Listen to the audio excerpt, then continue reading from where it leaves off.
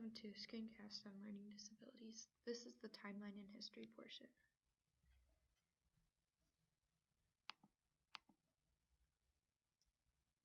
The definition. Learning disabilities is a term used to describe a group of neurological conditions that interfere with a person's learning. Individuals with a learning disability have intelligence in the near average, average, or above average range. The impact of the abilities can range from mild to severe. Individuals may experience feelings of frustration, anger, depression, anxiety, and or worthlessness as they go through the journey of having a learning disability. The history of learning disabilities. In the 1940s through the 1950s, the medical research was limited to studying the functioning of the brain-injured persons. If served at all, LD, or learning disabled students, were simply put in a classroom for mentally retarded children. In the 1960s through the 1970s, medical research decreased. Some terms that were used were dyslexia, dyscalculia, and dysgraphia. LD students in the 1960s were placed in resource rooms. In 1963 was the formation of the Association for Children with Learning Disabilities. In 1975, Congress passed the Education of All Handicapped Children Act. From the 1980s through the 2000s, medical interest was renewed in learning disabilities due to the new technologies. Terms that were founded during these times were reading disabilities, math disabilities, and writing disabilities. LD students are now served in a variety of settings. In 1990, Congress passed Individuals with Disabilities Acts, or IDEA, and in 1997, IDEA is reauthorized. There are 5 leaders that had an impact in the medical research. Samuel Orton described a problem he observed in children with reading difficulties, now called dyslexia. Samuel Kirk changed the name from minimally brain damaged to learning disabled. B.F. Skinner conducted research in animal and human behavior and approached the learning disabled differently with a behavioral modification. Elena Border, Byron Roque, and Linda Siegel attempted to classify learning disabilities into LD subtypes and is still continued today. The Public Law 94-142 is the Education of All Handicapped Children Act passed by Congress in 1975. It promises that all handicapped children from age 3 to 21 would receive free and appropriate education in the least restrictive environment possible. Section 504 is a federal law that protects students with disabilities from being discriminated against at school. Some casual factors that impact learning disabled students are family members having the same condition. Learning disabilities can be inherited. Learning disabilities increase when there is a difficulty with pregnancy, delivery, prematurity, or prenatal conditions that can harm the fetus. This includes maternal use of cigarettes, drugs, or alcohol, a lack of oxygen or nutrition. Postnatal or birth trauma, high and sustained fever, head trauma, or near-drowning experiences, and early childhood exposure to lead, aluminum, arsenic, mercury, and other neurotoxins. Incident factors include between 3 and 8% of children in the United States having ADHD, approximately 1 in 150 children have autism, and 1 in 94 boys is diagnosed with autism. More boys than girls are identified as being LD. The ratio is about 3 to 1. Males are more susceptible to brain damage prenatally and postnatally. Some of the primary characteristics of learning disabilities include a perceptual deficit. These occur because the brain misinterprets sensory information, and deficits with phonological processing, which is the development of mnemonics. Awareness of a child does not know that they will have trouble with reading later. There are 3 prevalent conditions that are attention deficit hyperactivity disorder, ADHD, conduct disorder, CD, and Tourette syndrome, TS. ADHD co-occurs with LD in approximately 1 out of every 3 individuals. CD is sometimes a co-occurring condition with ADHD. They exhibit a lack of respect for the rights of others, cruelty, lying, intentional breaking of rules, and denial of responsibility for acts. TS is frequently co-occurring with ADHD and LD, characterized by involuntary motor or vocal tics, or both. Programs for children with LD from birth to 5 years old can be provided in a child's home, preschool, or daycare center depending on the state. Once a child reaches elementary school, there are a variety of settings. The least restrictive environment would be for a child to receive special education services within the regular class setting. Another way is for special education teachers to come into the room to assist the child. The child could go to a resource room for help for part of the day, or the special ed teacher and the general ed teacher could collaborate to plan the child's program, or the child could be placed in an LD special class all day. The second part of the screencast focuses on the attributes of learning disabilities. The anatomy and the functions of the brain. The central nervous system is responsible for learning. The brain interprets what has been seen, heard, felt, smelled, and tasted. As a person experiences life, branches of the neurons begin to grow towards the next neuron, losing a synaptic gap. This creates a learning connection. The brain stem at the base of the brain is responsible for involuntary functions such as breathing, heart rate, and digestion. The cerebellum is above the brain stem and is responsible for balance and coordination. The occipital lobe is responsible for visual information. The frontal lobe works on problem solving, and the temporal lobe is responsible for hearing and language. The brain regions don't work in isolation. They work together even for simple tasks. Brain injuries have an impact on learning and memory attention. A particular injury can affect on the location and extent of the injury and the nature and the extent of efforts to retrain the brain. Early brain damage in one's brain area may alter the neuroanatomy, function, neurochemistry, and growth patterns of the remaining brain systems. Brain injuries can be the result of a child's inability to grasp a skill. Autism is a neurological disorder that severely affects a child's development. Autism can be genetic. One study found that children with autism found an abnormally large brain volume, but in adolescents, the same children, there was less volume in some areas than a normal child, which affected the social centers of the brain. Attention deficit hyperactivity disorder, or ADHD, has a link to an environmental toxin. Symptoms of ADHD are caused by the brain's inconsistent processing of sensory input. Sometimes a message is sent through the nervous system and messages are not processed in an organized fashion. Structural anomalies in some areas of the brain function in a different manner. The biochemical irregularities can be influenced by pharmaceuticals, substances we eat, and things we drink.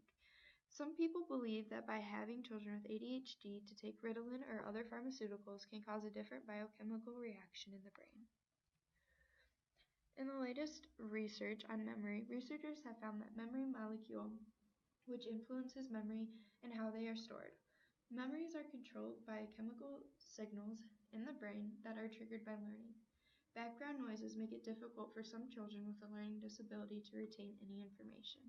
Some teachers are using soothing instrumental music in their classrooms to drown out any distracting noises. Metacognition refers to the knowledge and control individuals have over their own thinking and learning. Children with LD cannot transfer the practice of verbal rehearsal from one activity to another. They must be reminded constantly of what to do. Children with LD also struggle because metacognition requires that the student to think abstractly and not concretely. Now for phonological processing problems. One main cause of reading and language issues is phonological processing problems, or difficulty with the way the brain processes the sounds and order of language. Children who have a difficulty learning to read tend to be slow to grasp the concepts that letters have sounds and slow to encode those sounds. A problem with this disorder is often a sign of dyslexia. research has shown that students with LD who have reading difficulties indicate that these children have difficulty perceiving the temporal order of speech stimuli. The next section of the screencast is focusing on the IEP. Some definitions we have are MET. MET stands for the Multidisciplinary Evaluation Team. This team is responsible for evaluating and re-evaluating students to determine eligibility for special education services. The team consists of at least 2 people, one of which must be a special education teacher. REED stands for Review of Existing Evaluation Data. The IEP team must review existing evaluation data to determine if the student is a student with disabilities and in need of services. An IEPT is the Individual Education Plan Team. This team consists of the parents, the students, the general education teacher, the special education teacher, a school district representative, a psychologist, and possibly a parent advocate. The initial IEP is the first IEP a child is issued. The transition IEP is when a student is turning 16 and outlines transition goals and services for the student.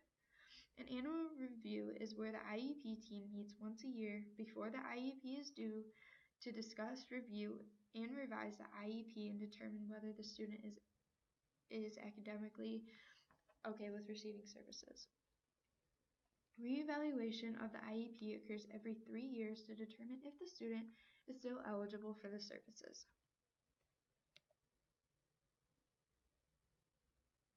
The IEP team meeting for a manifestation determination occurs only in order to determine if the behavior of a student was or was not a manifestation of the student's disability when there is a change in placement for more than 10 consecutive days for disciplinary reasons.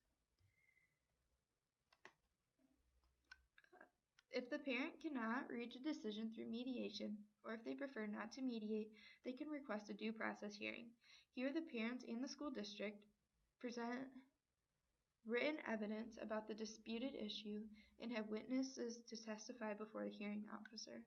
If the parents do not agree with the outcome of the hearing, they can appeal the decision all the way to the state or federal court. The purpose of the addendum to the IEP is to make changes to the IEP during the year it is in effect. If substantial changes need to be made to a student's IEP, it is recommended that an IEP team meeting be held to develop a new IEP. Progress reporting is creating goals to evaluate the effectiveness of the student's special education services. The next portion of the IEP is focusing on the law. The timeline of the law for determining learning disabilities goes from 1975 to 2000. In 1975, the Law Education of All Handicapped Children passed.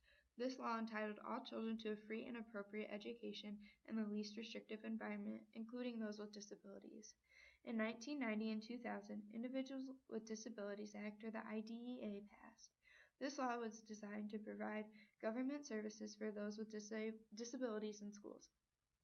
To get these services, children must fall under a certain criteria set by the government. This law is enforced by the U.S. Department of Education, Office of Special Education. Section 504 Civil Rights Act was also passed in 1990. This law was set up to prevent discrimination against those with disabilities in programs that receive federal funding. Students still need to fit under certain criteria, but it is less specific. This law is enforced by the U.S. Office of Civil Rights. The No Child Left Behind law was issued in 2000. Schools must submit an annual report for public viewing. It is an annual assessment for grades 3 through 8 that is mandated. Students with disabilities have rights, but so do their parents. Parents have the right to require confidential treatment of their child's records, review and inspection of records, and to have copies of all records and any documents regarding their child on file with the school.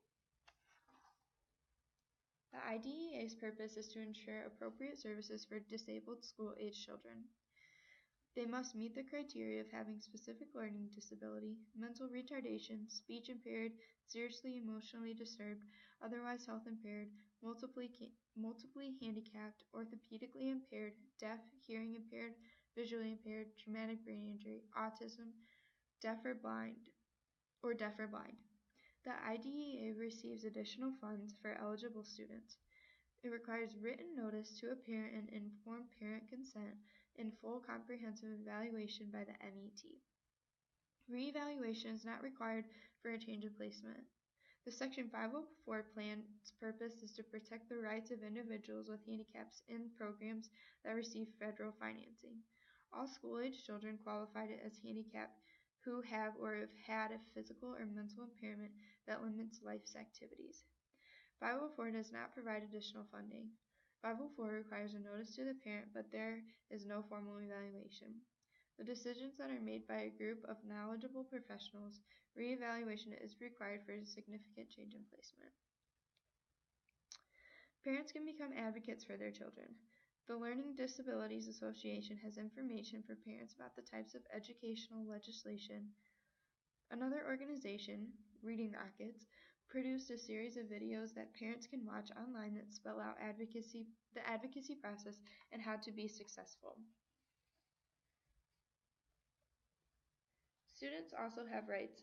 Students have the right to receive due process if they get in trouble at school, be heard in defense of self, and has the right to review all documents, be treated at all times with respect and courtesy by all members of the school staff, receive a prompt hearing if they are suspended, face expulsion, or involuntary transfer, expect a safe learning environment, receive a free and appropriate education, and be provided accommodations for their learning disabilities. Teachers have rights to work in a safe environment, be treated respectfully by their students, and be able to teach.